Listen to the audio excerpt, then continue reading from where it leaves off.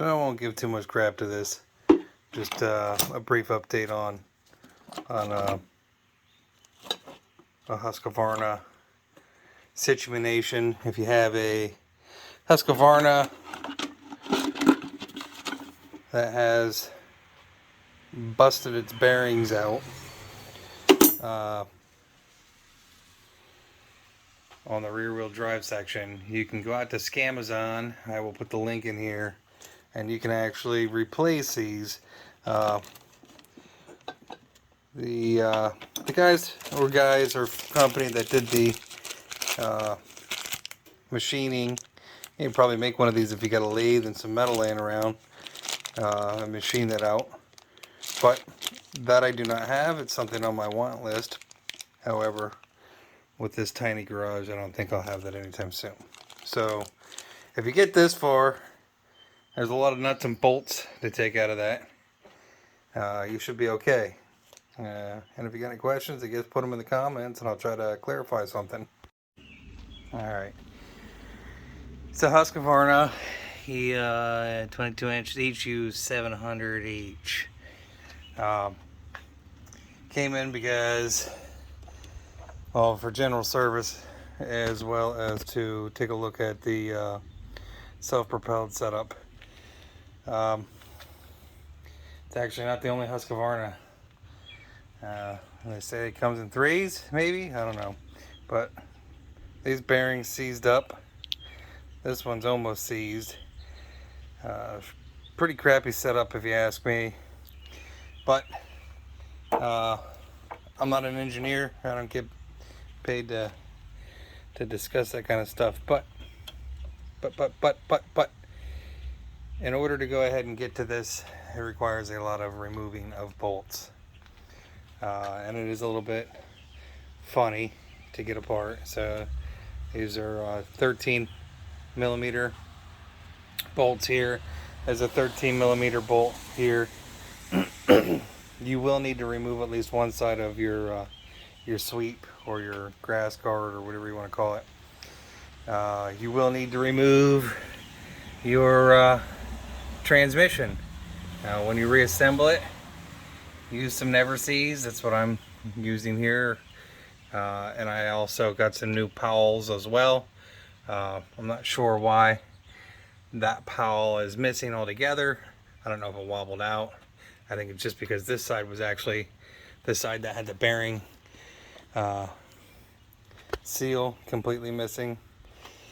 Bought some aftermarket ones off of Scamazon, because if you look at the parts list breakdown, you do not get the option for just buying a bearing. But if you go out onto Amazon and you type in your model number here, or even to the interwebs, Google, someone out there has found that they can make some money machining these.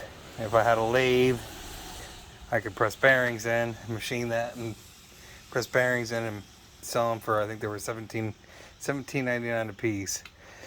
But instead of buying a $400 mower, you can get another hopefully 5-6 years out of it for a couple $100. I'm not sure exactly what happened here. It looks to me, it looked like somebody over tightened it, but that being said, I'm not really 100% sure. And the other unit that I have here has a different type of sheave on it, so I can't really tell you what it's supposed to look like. Have a belt on order. Actually have a belt that may fit, but I'm not 100% sure at this point in time until I get the rest of this assembled and back together. So if you're in the same predicament, you will have to remove pretty much everything that's under here. And sorry, yeah, we're zoomed in there a little bit. Plastic guard, and you know, just use some mechanical aptitude and you'll be fine. In order to put your belt on, you do need to put your lever in the highest position, actually out of the highest position. You have to rotate it in order to go ahead and flip your transmission in this direction. And then what I'm going to do is I'm going to take a pair of channel or vice grips. Narrow ones are nice, but I don't have narrow ones available. And I'll show you that in a second how I set that up.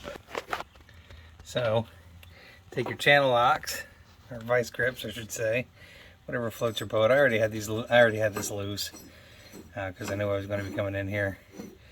And if I recall, it is a 15 or roughly 15 millimeter socket to take that guy off. You also need to loosen your belt guard down here. While you're in here, you might as well check this guy. This is a common problem in the all-wheel drive unit. This bearing here fails, or there's actually a set of 3, and they fail. Tip or trick, whatever you want to call it. So for the spring that's in here, why is it not available? Well, it says it can't do the light with ultra wide. I don't know. There we go. For the spring that's in here, what I do is I hook it to the set of the transmission. I set it here while I set everything back in place and try to get everything back in here. You take this plastic cover and you turn it sideways so that you can slip your spring through that and just kind of set it in place. Make sure the transmission's in the right place, and then you can tighten your 2 plastic bolts in the back there. And what I do to adjust or check the tension is I take a small pair of clamps and set them in there to go ahead and add some tension, and then adjust the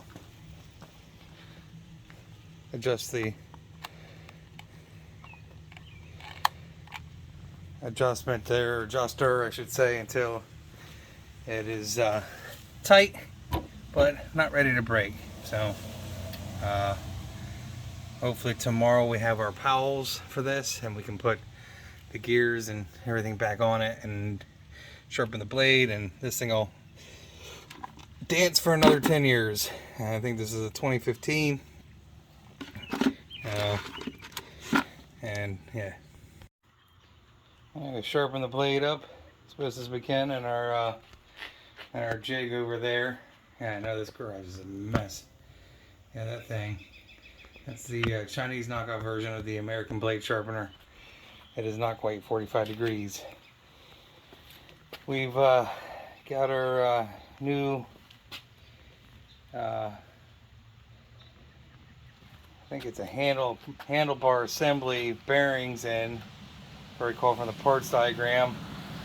That's primarily what we needed to try to fix this self-propelled here. Hopefully the transmission's good. I did spin it a couple times, and it seemed like it was good, but you know, you never know. And I wanted to pull the cover off, but it wouldn't give up the seal on that very easily. So we'll just we'll toss the dice and hopefully we'll get lucky. And tomorrow we will have our powels, hopefully, and we can deliver this back to the customer.